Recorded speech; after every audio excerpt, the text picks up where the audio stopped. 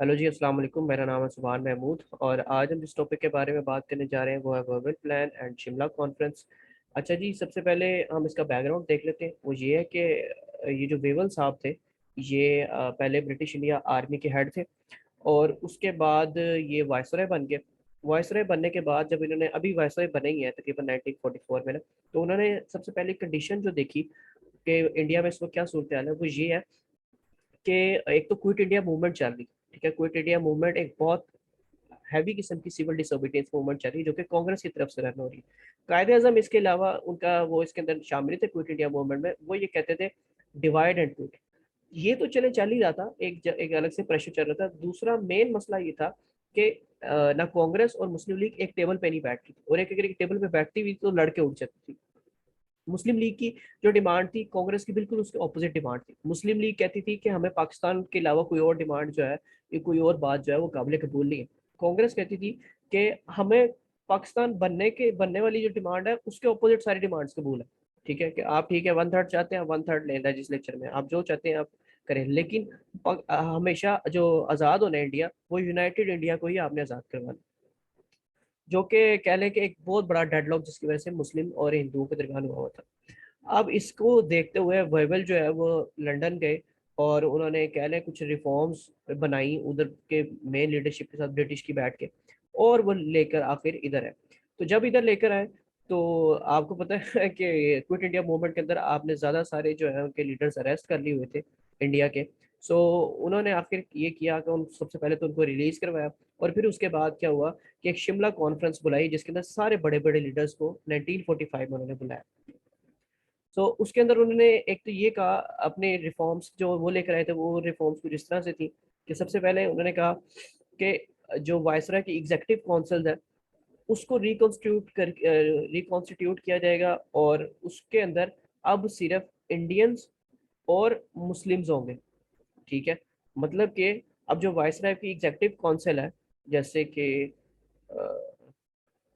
एक मिनट में, जैसे कि इधर ही कर लेते हैं। जैसे कि ये अगर काउंसिल है वायसराय एग्जीक्यूटिव की, तो उसके अंदर सिर्फ वायसराय होगा और डिफेंस का हेड होगा। डिफेंस का हेड कोई भी उसमें हो सकता है, जैसे कि डिफेंस का हेड होगा, प्लस बाकी सारे इसके अंदर क्या होंगे, जो होंगे इंडियन लॉ होंगे, और इंडियन लॉ के अंदर भी मुस्लिम्स और हिंदू होंगे।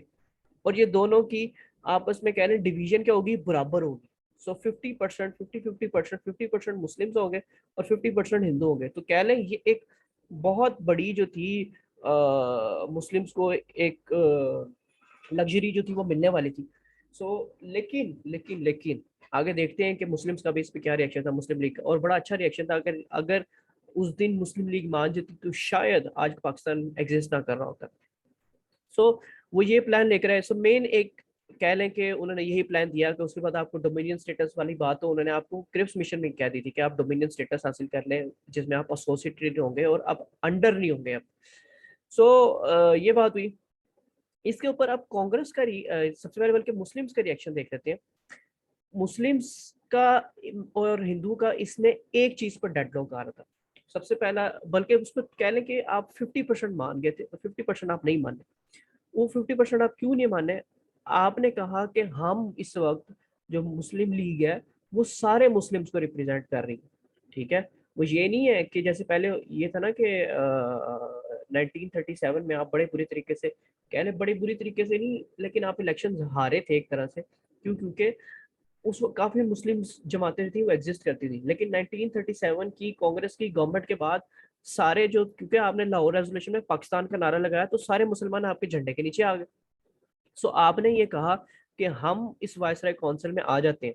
ठीक है, लेकिन ये जो 50% मुस्लिम्स हैं ये सारे के सारे हमारी जमात से नॉमिनेटेड होंगे। ठीक है, क्योंकि अब कांग्रेस के अंदर भी कुछ मुस्लिम्स तो काम कर रहे थे।